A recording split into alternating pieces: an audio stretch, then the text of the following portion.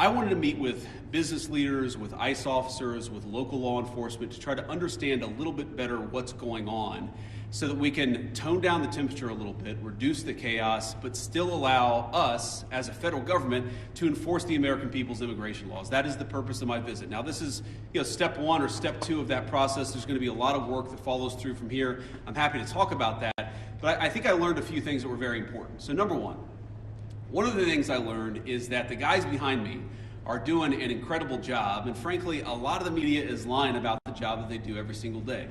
Now, it doesn't mean that there aren't occasionally stories out there, there aren't occasionally videos out there that suggest that these guys, or at least some of the people who work for them, are not doing everything right. But very often, if you look at the context of what's going on, you understand that these people are under an incredible amount of duress, an incredible amount of chaos, and because of a few very far left agitators, a lot of these guys are unable to do their jobs without being harassed, without being doxxed, and sometimes without being assaulted. That's totally unacceptable.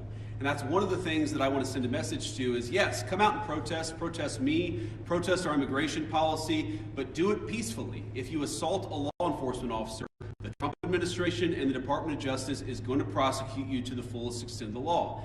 And I wanted to show some support for these guys who, frankly, are operating in a very, very tough environment. I heard a lot of stories today about that I think drives home just how chaotic the environment on the ground here has already gotten. For example, did you know that within the last, I think, week or so, maybe even more recently than that, you had a couple of ICE officers who were off duty, who had been doxxed online, who were sitting and having a meal at a restaurant in Minneapolis when a bunch of agitators showed up, locked the door, made them feel like they were in danger for their lives, and then, of course, it was federal law enforcement officers who had to come up, lower the temperature on the situation, and actually get those two off-duty officers to a point of safety.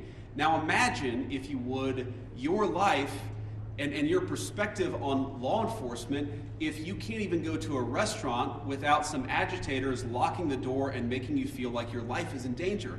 That is the environment that has been created, I think, by a lot of very, frankly, far-left people, but also by some of the state and local law enforcement officials who could do a much better job in cooperating and working. And by the way, I'm not talking about the cops, who these guys told me on the ground, the cops are very sympathetic to what they're dealing with. I'm talking about state and local elected law enforcement officials who could do a lot better job in making their lives a little bit easier, and in the process, they would make the lives of all Minneapolis residents easier, and that's what we want.